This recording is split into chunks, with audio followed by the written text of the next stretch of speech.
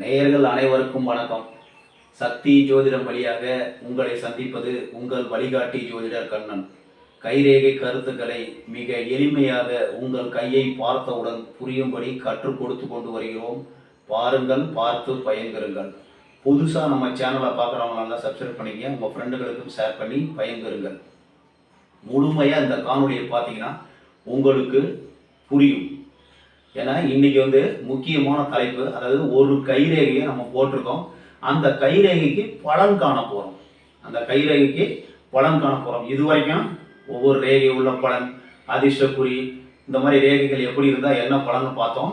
இப்போ ஒரு முழு கையை போட்டிருக்கோம். அந்த கைக்கு பலன் காண போகிறோம்.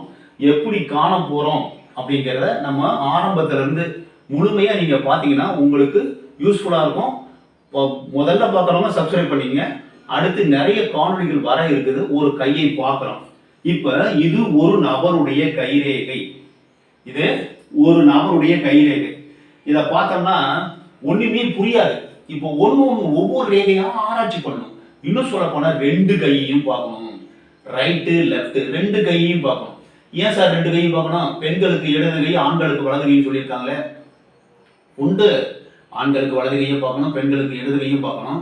ஆனால் 2 கையும் பார்த்தோம்னா ஒரு கையில் ஒரு ரேகையில் குறை இருக்கும், ஒரு கையில் குறை இருக்காது. அப்போ அது சரியாக போயிடும் அப்படிங்கிறத பார்த்துக்கணும். இப்போ ஒரு கையில் நல்ல ரேகை இருக்கும், ஒரு கையில் சரியில்லாத ரேகை இருக்கும். அதை 2யும் கம்பேர் பண்ணி தான் பார்க்கணும். அதாவது ஒரு லெஃப்ட் ஹேண்டில் இருக்கிறது ஒரு ஜென்ஸுக்கு திருமணம் ஆவதற்கு வரை, அதாவது 24, 25 வயசு வரைக்கும் இந்த கை தான் ஒர்க் ஆகும். திருமணம் ஆன பிறகு இது ஒர்க் ஆக ஆரம்பிக்கும்.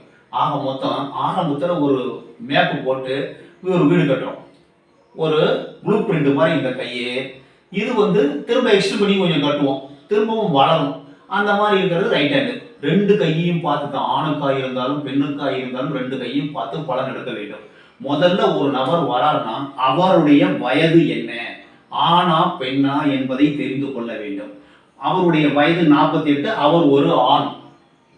இப்ப முதல்ல எடுத்தோன்னு எந்த ரேகை பார்க்கணும்? முதல்ல முக்கியமா ஆயில். அவருக்கு ஆயில் எப்படி இருக்குன்னு பார்த்துட்டு தான் மிச்சது அதிர்ஷ்டத்தை பார்க்கணும். அதிர்ஷ்டம் மட்டும் இருந்தா பார்த்தாது, ஆயில் முதல்ல வேணும். உடல் நலம், உடல் பலமா இருக்கா அப்படிங்கிறத நம்ம செக் பண்ணணும். இப்ப இது ஆயில் ரேகை. ஆயில் ரேகை மிக சிறப்பா இருக்கு, ஆயில் ரேகை நல்லா இருக்கு. இருந்தாலும் இவருக்கு ஒரு கையில ஆயில் ரேகை நல்லா இருந்தது, ஒரு கையில அப்படியே சங்கிலி அமைப்பு மாதிரி இருந்தது, கூட சங்கிலி அமைப்பு மாதிரி இருந்தது. ஆனா ஒரு கையில நல்லா இருந்தது. செவ்வாய் ரேகை இருந்ததுனால அதை சரி பண்ணிச்சு, ஆயில் பலம். அதே மாதிரி இந்த கங்கண ரேகை, 3 கங்கண ரேகை இருந்தது.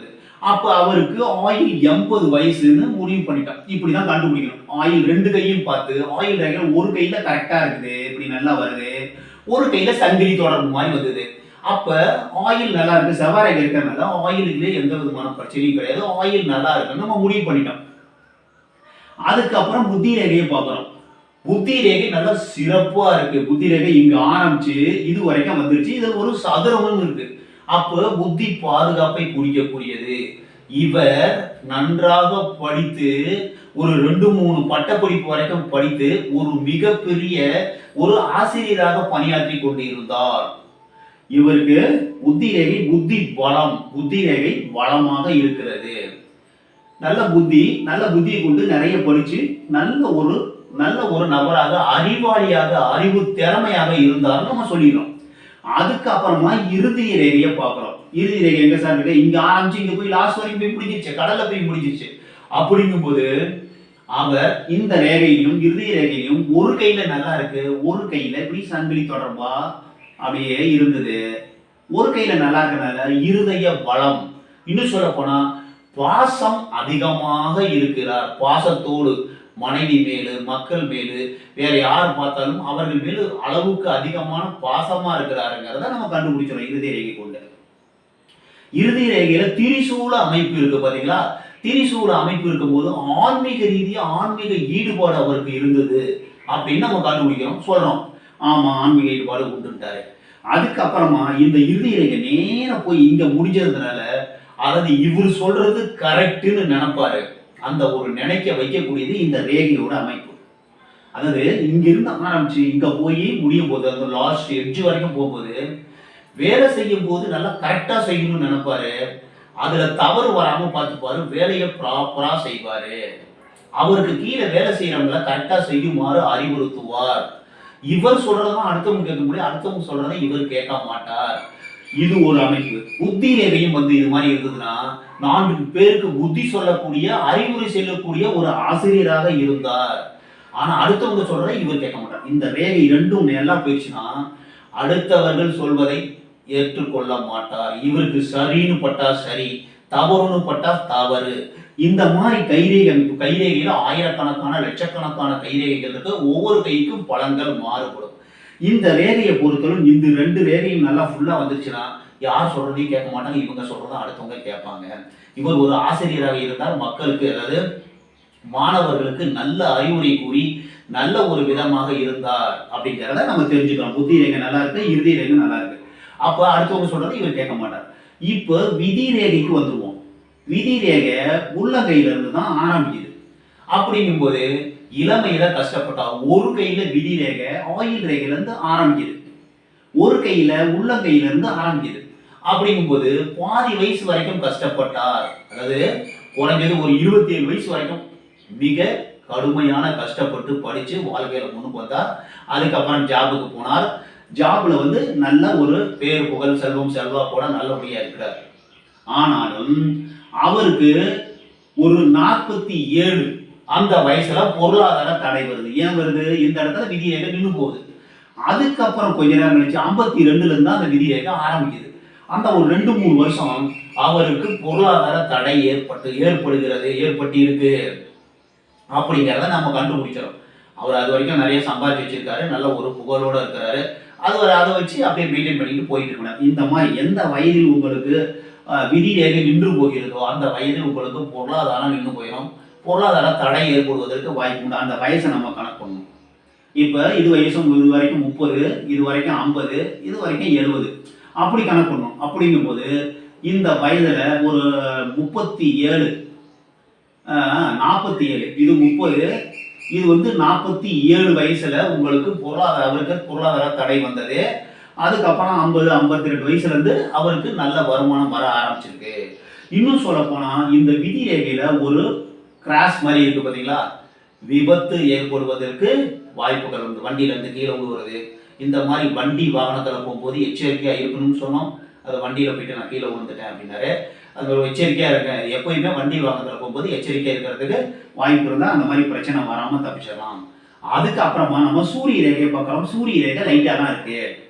சூரிய ரேகை 52 வயசுக்கு மேல உங்களுக்கு பேர் புகழ் செல்வம் செல்வாக்கு இதெல்லாம் இருக்கிற 2 கையும் பார்க்கணும். சூரிய ரேகை பார்க்கணும். எந்த ரேகையை பார்த்தாலும் 2 கையும் பார்த்து ஆராய்ச்சி பண்ணி தான் கண்டுபிடிக்கணும். இது நிறைய உள் உணர்வு, அதாவது ஆன்மீக எண்ணம் சிந்தனை இருக்கணும், உள் உணர்வு இருக்கணும், ஒரு ஆராய்ச்சி பண்ணக்கூடிய ஒரு பக்குவம் இருந்ததுன்னா நல்லா கரெக்டாக கண்டுபிடிக்கலாம். எடுத்தோன்னா பார்த்தோம்னா உங்களுக்கு ஒன்றும் புரியாதே. இப்ப இந்த 2 கையிலுமே சூரிய ரேகை இருக்கு. எந்த வயசுல இருக்கு? 52 வயசுக்கு மேல சூரிய ரேகை இருக்கு. 52 வயசுக்கு மேல பேர் புகழ் செல்வம் செல்வாக்கு இதெல்லாம் இருப்பதற்கு வாய்ப்புகள் உண்டு. புதன் வீட்டுக்கு வந்துடுறோம். புதன் வீட்டுல ஒரு 2 ரேகை இருக்கு. 2க்கு மேற்பட்ட ரேகைகள் இருந்தால் அவர்கள் மருத்துவத்துறையில், அவங்க குடும்பத்தில் யாராவது மருத்துவத்துறையில இருப்பதற்கு வாய்ப்புகள் உண்டுன்னு சொன்னோம். ஓகே அப்படின்னு சொல்லிட்டாரு. அதே மாதிரி திருமணத்துக்கு அப்புறம் மன்மத வீட்டுக்கு வந்துடணும். திருமணத்துக்கு முன்னாடியே ஒரு லவ் பண்ணி ஃபெயிலியர் ஆயிடுச்சு. அதுக்கப்புறம் கல்யாணம் வரைக்கும் ஏதோ ஒன்று சம்திங், அதுக்கப்புறம் கல்யாணம் ஆச்சு, இல்லறம் லைஃப் நல்லா இருக்குது அப்படின்னு கண்டுபிடிச்சோம். அதுக்கப்புறம் இந்த கங்கண ரேகை பார்த்தீங்களா, முதல் கங்கண ரேகை மேலே ஏறி இருக்கு. அப்படிங்கும்போது ஏன் ஏறி இருக்கு? முதல் குழந்தைய ரொம்ப கஷ்டப்பட்டு சீசர் பண்ணி ரொம்ப காப்பாத்தி இது பண்ணாங்க. முதல் குழந்தை கஷ்டப்பட்டு ஒரு குழந்தை தான் இருக்கு. இன்னொரு குழந்தை இருக்கும். குழந்தைக்கு வந்துடும். சந்திரன் வீட்டு சைட்ல குழந்தைக்கு வந்து இன்னொரு குழந்தை இல்லை, ஒரு குழந்தை தான் இருக்கு. ஒரு குழந்தை தான் நல்லபடியா இருக்கு. இந்த இன்னொரு குழந்தை கிராசிங் இருக்கு. அதை குழந்தை இல்லை, ஒரே ஒரு குழந்தையோட இருக்கு. அவ கஷ்டப்பட்டு குழந்தை பெற்றாங்கிறதுக்கு இந்த கங்கண ரேகை முதல் ரேகை வளைஞ்சிருக்கனால கஷ்டப்பட்டு குழந்தை பெற்றாங்க அப்படிங்கிறது கண்டுபிடிக்கலாம். இப்ப கைரேகையில இப்ப கூட பிறந்தவங்க பார்த்தா இங்க 3 பேர் இருக்கிறது வாய்ப்பு இருக்கு. அப்ப சுக்கிரமேடு நல்லா இருந்தது அவர் கையில, சந்திரமேடு நல்லா சிறப்பா உயர்வா இருந்தது, செவ்வாய் மேடு சிறப்பா இருந்தது. செவ்வாய், சுக்கிரன், சந்திரன், இவங்க எல்லாம் நல்லா இருக்குல்ல. செவ்வாமேடு அதிகமா இருந்ததுனால கோபம், அளவுக்கு அதிகமான கோபம் வந்தது, கோபத்தை கண்ட்ரோல் பண்ணாரு. அதுக்கப்புறம் சுக்கிரமேடு நல்லா இருந்தது, அதுல வந்து லைட்டா வளைகுடியும் இருக்கு, எல்லா இடத்துல சந்தோஷமா இருக்கிறதுக்கு வாய்ப்புகள் இருந்ததுன்னு நம்ம சொன்னோம். அதுக்கப்புறம் சந்திரமேடு நல்லா இருந்தது. அதே மாதிரி புதன் மேடு அளவுக்கு அதிகமாக உப்பலா இருந்தது. புதன் மேடு அளவுக்கு அதிகமாக உப்பலா இருந்ததுனால புத்திரேகை நல்லா இருந்ததுனால படித்து ஆசிரியராக பட்டம் பெற்று நிறைய பட்டம் வாங்கியிருக்காரு. நல்ல ஒரு சிறப்பான ஆசிரியர்னு பேர் வாங்கினாரு. அதாவது குரு, சனி, சூரியன் இது மூணும் சமநிலையில் இருந்தது. இந்த மாதிரி ஒரு மேடுகள் அதிகப்படும் போது அதுக்கு உண்டான குணாதிசயங்கள் கண்டிப்பா இருக்கும்.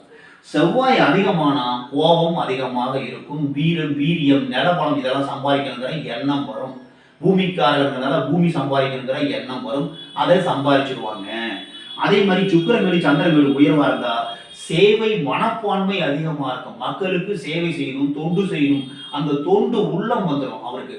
அதே மாதிரி செவ்வாய், சுக்கிரன், சந்திரன் இவங்க இருந்தா சேவை மனப்பான்மை அவங்களுக்கு அதிகமா இருக்கும். மக்களுக்கு தொண்டு செய்யணும், நல்ல சிறப்பா சொல்லி கொடுக்கணும் அப்படிங்கிற ஒரு மனப்பான்மை வந்துடும்.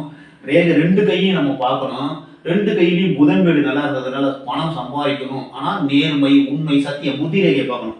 சத்தியம் தவறாமல் சம்பாதிச்சு வாழ்க்கையில நல்ல நிலைமைக்கு வரணும் அப்படிங்கிற ஒரு இதோட வாழ்ந்துட்டு இருக்கார். அவருக்கு 52 வயசுக்கு மேல இருக்கிறதுக்கு வாய்ப்புகள் இருக்கு. திரும்ப ஒரு தரம் சொல்றேன், முதலில் பார்த்தவுடன் அதாவது கைரேகையில் பலம் காணும் பகுதி இன்று 1வது பகுதி வந்திருக்கிறோம். ஃபர்ஸ்ட் இன்னைக்கு தான் பார்க்கணும். வயது, ஒரு நபர் கையை பார்த்தோன்னா வயது என்ன, ஆணா பெண்ணா அப்படிங்கிறத நம்ம கண்டுபிடிச்சிட்டோம். அதுக்கு அடுத்தது ஆயுள் ரேகை ரெண்டு கையிலையும் பார்க்குறோம். ஆயுள் ரேகையை வெட்டு துண்டு எதுவுமே இல்லை. ஒரு கையில சங்கிலி தொடர்பு இருக்கு, ஒரு கையில சங்கிலி தொடர்பு இல்லை. அப்புறம் செவ்வாறாக இருக்கிறதுனால அதை சரி பண்ணி நல்ல தீர்க்கமான ஆயுள் நம்ம சொல்லிட்டோம். 80 வயசு வரைக்கும் தீர்க்கமான ஆயுள். அதுக்கு அடுத்து புத்தி ரேகையை பார்க்கணும். ரெண்டு கையிலையும் புத்தி ரேகை சிறப்பா இருக்கு. நீண்ட புத்தி ரேகை நல்லபடியா இருக்கனால அவர் யார் சொல்வதையும் கேட்க மாட்டார். இவருக்கு புத்தி அதிகம், புத்தி பலம், புத்தியை கொண்டு வாழ்க்கையில் முன்னுக்கு வருவார்னு சொல்லிட்டோம். அதுக்கு அடுத்து இருதய ரேகை ரெண்டு கையிலையும் நம்ம பார்க்குறோம். ஒரு கையில ஜல்லடை மாதிரி இருக்கு, ஒரு கையில சங்கிலி தொடர்பு இருக்கு, ஒரு கையில சங்கிலி தொடர்பு இல்லை. அதனால இருதய ரேகை இருதய பலம் பாசமா இருக்காருன்னு சொல்லிட்டோம். அதுக்கப்புறம் அந்த இருதய ரேகையில வந்து ஒரு திரிசூல் அமைப்பு, அம்பாருடைய அனுகிரகம், சிவனுடைய அனுகிரகம், சிவன் அம்பாள் ரெண்டு பேருக்கு தான் திரிசூலம் இருக்கு.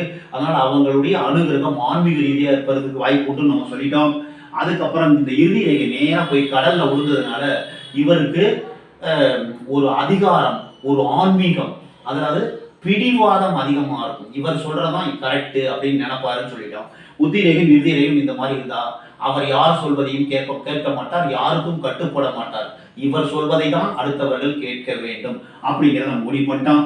அதே மாதிரி விதி ரேகையை பார்த்தோம்னா ஒரு கையில விதி ரேகை ஆயுள் ரேகையில இருந்து ஆரம்பிக்குது, ஒரு கையில நடுகையில இருந்து ஆரம்பிக்குது. அதுக்கப்புறம் இவருக்கு ஆரோக்கிய ரேகையும் உண்டு. ஆரோக்கிய ரேகை உண்டுங்கும் போது கண்டிப்பா அவருக்கு ஏதோ ஒரு வியாதி இருக்கும். சுகர், பிபி, கொலஸ்ட்ரால், நரம்பு சம்பந்தப்பட்ட பிரச்சனை ஏதோ ஒன்று, வயிற்றுல ஏதோ ஒரு பிரச்சனை இருக்கும்னு சொல்லிட்டோம். ஆமென்று ஒத்துக்கொண்டார். அப்படிதான் நம்ம கண்டுபிடிக்கணும். புத்தி ரேகையில சதுரம் இருந்ததுன்னா எந்த பிரச்சனை வந்தாலும் புத்தியை கொண்டு அவர் சிறப்பாக வாழ்வார், காப்பாற்றப்படுவார். அப்படிதான் நம்ம கையை பிடிக்கணும். அதே மாதிரி தாரம் எத்தனை, இந்த தாரம் மேட்டை பார்த்தோம்னா கண்டுபிடிச்சிடலாம். அதாவது ஒரே ஒரு தாரம் தான், ஒன்று அதுக்கு முன்னாடியே ஃபெயிலியர் ஆயிடுச்சு. அதுக்கப்புறம் குழந்தைன்னு பார்த்தா ஒரே ஒரு குழந்தை தான், ஒரு குழந்தை, அதுக்கு மேலே இல்லை. காரணம் என்னன்னு பார்த்தோம்னா இங்கே இந்த கங்கணமேட்டில் வந்து ஒரு ரேகை வளைஞ்சிருந்தது. அது அவங்களுடைய ஒய்ஃப் கையிலையும் பார்த்தோம், அவங்களுக்கும் வளைஞ்சிருந்தது. குழந்தை பிறக்கும் போது சீசர் பண்ணி குழந்தை எடுத்திருப்பீங்க, ரொம்ப கஷ்டப்பட்டு காப்பாற்றிருப்பீங்க. ஆமா அப்படின்னு சொன்னாங்க. இந்த மாதிரி தான் நம்ம கையை கண்டுபிடிக்கணும். சுக்கரமேட்டில் வளைகுடி இருக்கிறனால ஆணும் பெண்ணும், அதாவது நல்ல ஒரு சிறப்பான ஒரு மனோநிலையை குறிப்பதற்கு வாய்ப்பு உண்டு. இங்க வந்து குருமேட்டில் ஒரு சதுரம் இருக்கிறதுனால வாழ்க்கையில் நல்ல ஒரு மனப்பான்மை, எதையும் தாங்கும் இதயம், நல்ல சிறப்பாக வாழ்க்கை வாழ்வதற்கு வாய்ப்பு உண்டு. அவருக்கு வந்து சூரிய ரேகை இருப்பதால் 52 வயசுக்கு மேல பொருளாதாரம், இடம், வீடு, வண்டி, வாகனம், வசதி எல்லாத்தோட சிறப்பாக வாழ்வார் அப்படின்னு நம்ம சொல்லிட்டோம். இப்ப இந்த கைரேகையை கொண்டு இவ்வளவுதான் நம்ம பலன் சொல்லணும். இப்ப நம்ம சுருக்கமா சொல்லியிருக்கோம். இன்னும் இப்ப இப்படிதான் கண்டுபிடிக்கணும். நம்ம ஒரு கைரேகைக்கு பலன் கண்டுபிடிச்சிட்டோம். இது வந்து ஒரு சாம்பிள், ஒரு நல்ல ஒரு நேர்மையான உண்மையான ஒரு ஆசிரியர், நல்ல படிப்பு படித்தவர், அவருடைய கைரேகை எப்படி இருக்கணும் பார்த்துட்டோம். மற்றும் ஒரு சிறப்பான காணொலியில் உங்களை சந்திக்கும் வரை உங்கள் வழிகாட்டி ஜோதிடர் கண்ணன். வணக்கம்.